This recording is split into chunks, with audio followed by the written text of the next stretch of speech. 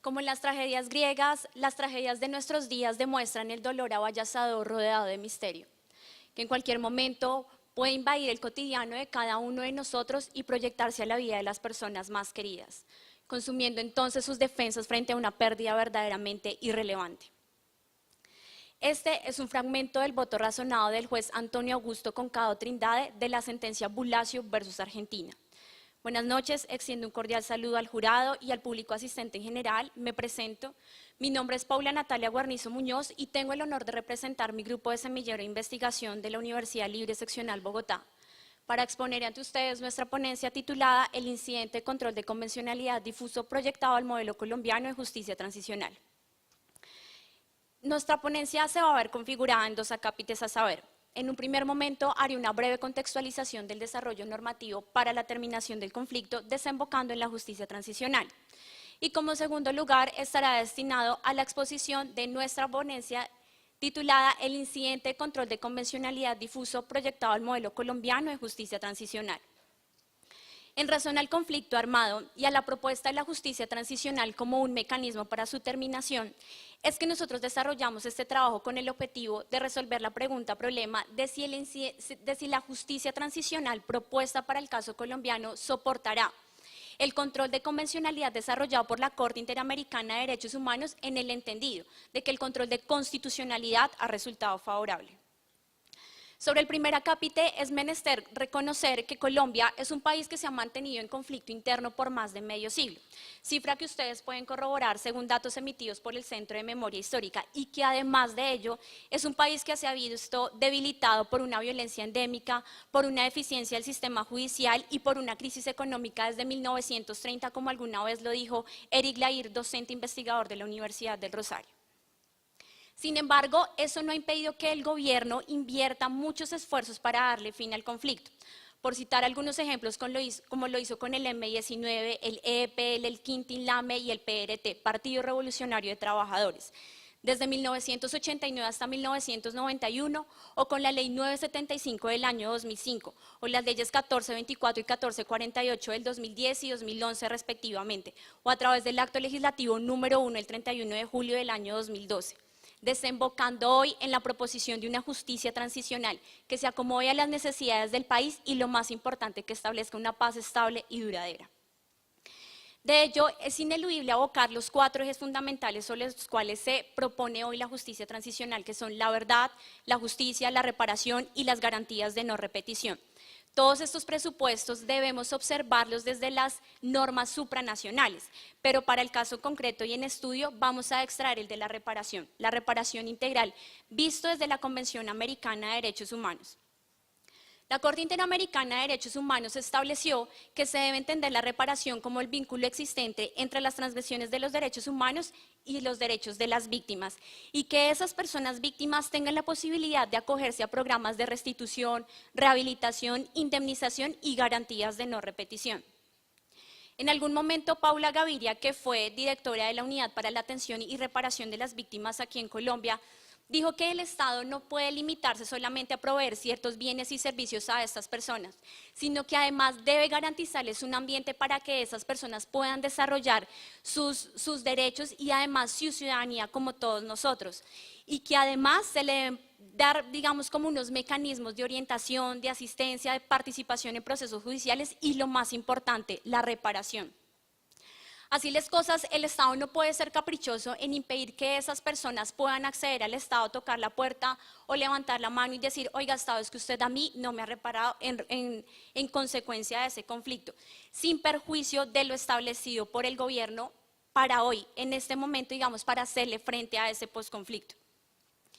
Colombia, a través del acuerdo general que está manejando hoy, que se llama Acuerdo General para la Terminación del Conflicto y la Construcción de una Paz Estable y Duradera, propone el punto número 5 a las víctimas, que sean vistos desde los derechos humanos y el derecho a la verdad. Y sobre la reparación, verbigracia, como los programas de desarrollo con enfoque territorial, las acciones tempranas de reconocimiento de responsabilidad colectiva y las acciones concretas de contribución a la reparación.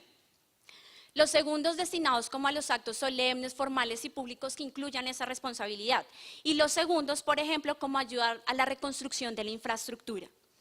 Pero eso no ha sido suficiente. Y ahí es cuando doy inicio a mi segundo punto de la exposición, que es el incidente de control de convencionalidad. Rodrigo Primi en algún momento propuso que para el caso colombiano es susceptible pensar en la idea de que haya una reparación integral, una reparación en equidad,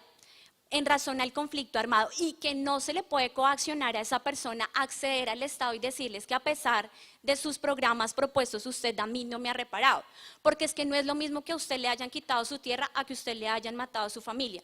Y en esa misma exposición él dijo, es que para una persona que le hayan mutilado la mano no es lo mismo para quien es pianista, para quien es un abogado.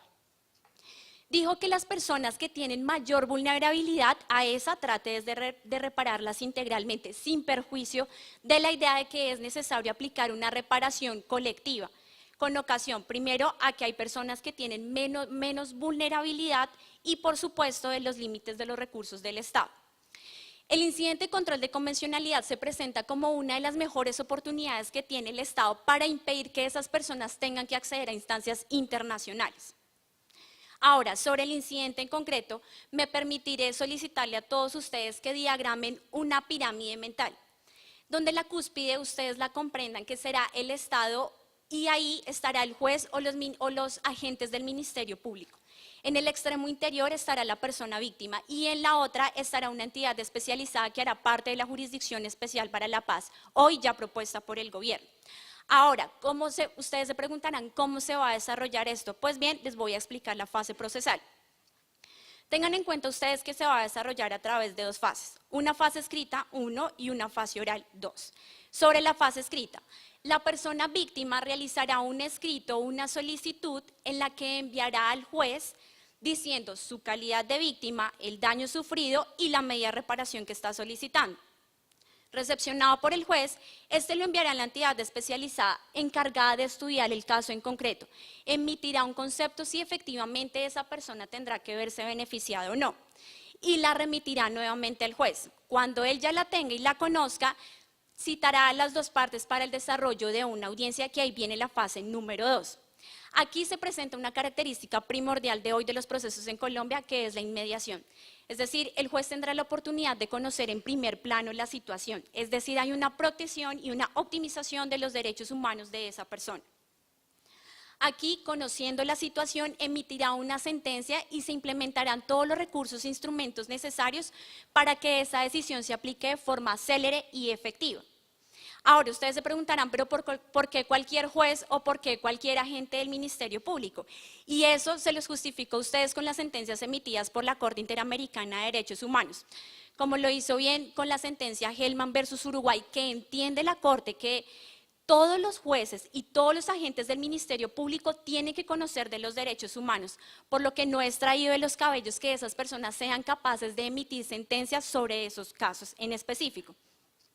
Y también podemos agregar como la sentencia Hellman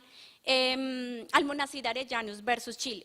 que también comprende que es cierto que los jueces, siendo parte del Estado, están sometidos al imperio de la ley de su ordenamiento interno, pero como consecuencia de haber ratificado el Pacto de San José, como lo hizo Colombia, tendrán que observar disposiciones internacionales, como la Convención Americana de Derechos Humanos, y que por lo tanto no deben limitarse a acogerse a estas normas que hacen parte de nuestro ordenamiento interno, sino cogerlas de allá también, en defensa, protección y optimización de los derechos de esas personas, de sus conciudadanos. Así las cosas, en palabras del doctor Villalba Bernier, dijo que deberíamos entender que los tratados internacionales y la Constitución forman en conjunto el sistema normativo y que para el caso en concreto, como lo dijo en algún momento el abogado Ernesto Rey Cantor, la Convención también sirve como un parámetro de constitucionalidad. Es decir, que esto no es un trabajo excluyente, sino más bien complementario entre los dos. Es aquí entonces donde demuestro y me llena de felicidad decir que el derecho impone su propio primado sobre la fuerza bruta, para mitigar el sufrimiento humano, para hacer de la vida un poco menos insoportable o quizás más soportable, procurando que el comportamiento humano se desarrolle conforme a los dictados de la recta ratio y entendiendo que la solidaridad es una base para esta sociedad incipiente. Muchas gracias.